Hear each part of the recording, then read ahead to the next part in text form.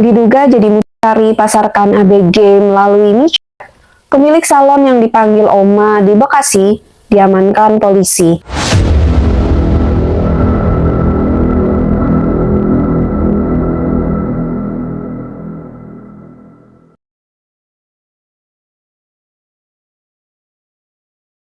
Hai Velas, dengan Vel dan Glo di sini. Velas, zaman sekarang ngeri banget ya modus-modus kejahatan.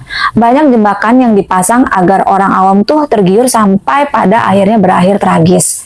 Kayak kasus kali ini nih, kita langsung aja melipir ke kota Bekasi yuk. Seorang pemilik salon bernama Oma ternyata kerjaan aslinya adalah Oma memasarkan ABG melalui aplikasi MIChat. Susah banget. Kasat Reskrim Polres Metro Bekasi Kota mengatakan pelaku diamankan pada Jumat 12 Januari lalu.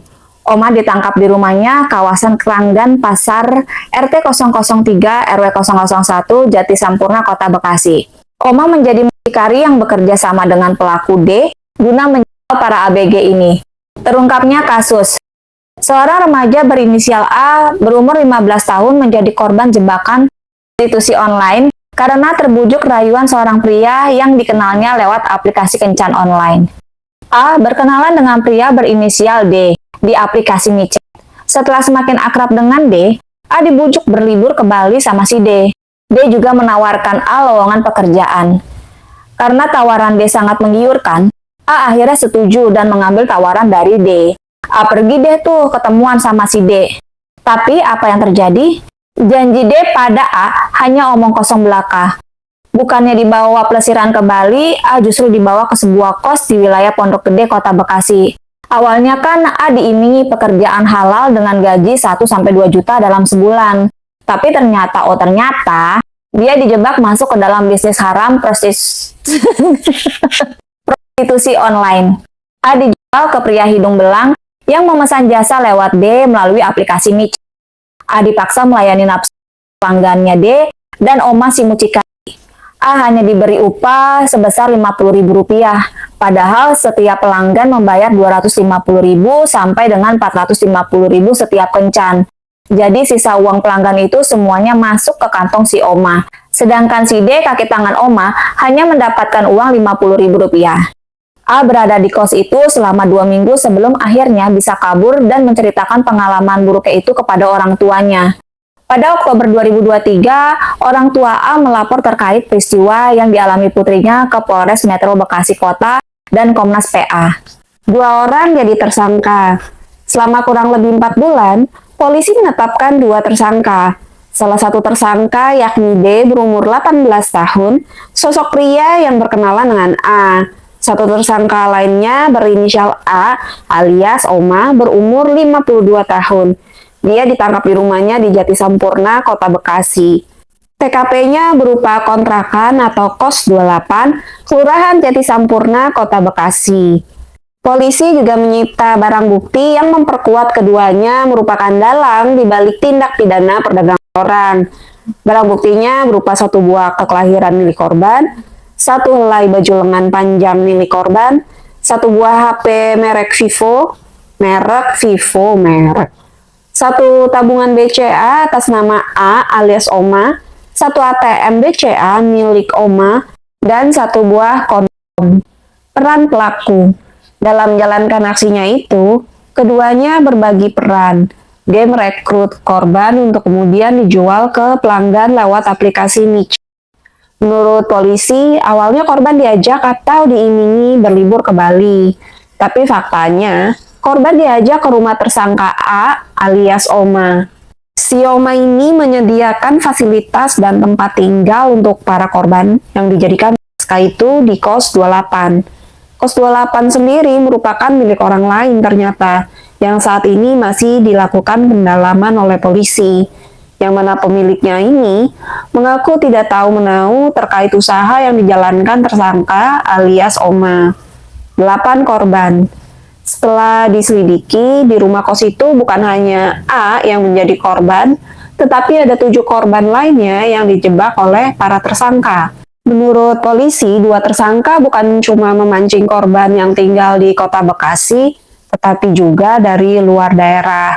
Selain A, satu korban lainnya masih di bawah umur dan 6 perempuan dewasa. Mereka dijual D melalui dating app ya tadi ya. Ada 2 korban masih anak-anak dan 6 orang lainnya sudah dewasa.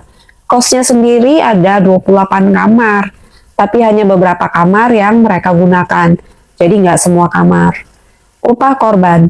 Di awal perjanjian kan para korban diiming-imingi pekerjaan dengan gaji 1-2 juta dalam sebulan tuh. Namun mereka justru dijual ke pria hidung belang yang memesan jasa lewat D. Setiap pelanggan membayar 250.000 sampai 450.000 setiap kencan.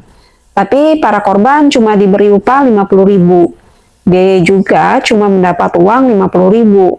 Semua sisa uang pelanggan itu masuk ke kantongnya Oma. Gak mau foya-foya. Oma sang telah menjalankan bisnis haramnya kurang lebih 1 tahun.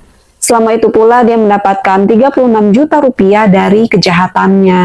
Ya lumayan banyak ya. Oma menggunakan uang haram tersebut untuk berfoya-foya, nge-mall, belanja-belanja, dan memenuhi kebutuhan dia sehari-hari. Sisi lain Oma. Di lingkungan Oma termasuk memiliki sifat penolong ke warga sekitar. Contohnya Ketua RT 02 RW 01 Kelurahan Jati Sampurna mengatakan tersangka Oma sangat bergaul dengan warga sekitar. Kalau sama warga nggak juga sih, dia masih ada baiknya, bergaul juga, kata Pak RT kepada wartawan. Selain bergaul dengan warga sekitar, Oma dinilai kerap menyantuni anak yatim piatu. Bahkan saya dengar kata Pak Ustadz, suka juga nyantunin anak yatim, kata Pak RT. Oma juga tidak segan untuk memberikan bantuan sukarela di setiap kegiatan yang diinisiasi oleh warga. Salah satu di antaranya, Oma turut menyumbang dana ke orang sekitar jika ada kegiatan seperti fogging atau pengasapan pembasmi nyamuk atau serangga. Kalau kita ada kerja bakti, karena dia itu seorang wanita nggak bisa ikut kerja bakti, dia kadang kasih uang buat beli air. Aktif, artinya peduli. Cuma kan kita nggak tahu dia seperti itu, seorang mucikari, kata si Pak RT lagi. Si Oma nih kamuflase nih, jadi warga yang baik nih, padahal dia aslinya mah penjahat ya. Ancaman hukuman. 2 tersangka dijerat pasal 88 JO 761 Undang-Undang RI nomor 35 tahun 2014 tentang perlindungan anak dan atau pasal 2 ayat 1 JO pasal 12 Undang-Undang RI nomor 21 tahun 2007 tentang pemberantasan tindak pidana perdagangan orang JO pasal 55 Kitab Undang-Undang Hukum Pidana. 2 tersangka terancam 15 tahun penjara. Jadi kalian para ABG hati-hati ya kalau kenalan sama orang baru. Jangan mau tuh dibawa ke tempat yang kalian nggak tahu itu di mana atau aneh gitu ya. Pokoknya jaga diri baik-baik deh. Oke Vela, sekian kasus kali ini. Makasih udah mampir di kita. Jangan lupa like, comment, dan subscribe-nya. Bye-bye.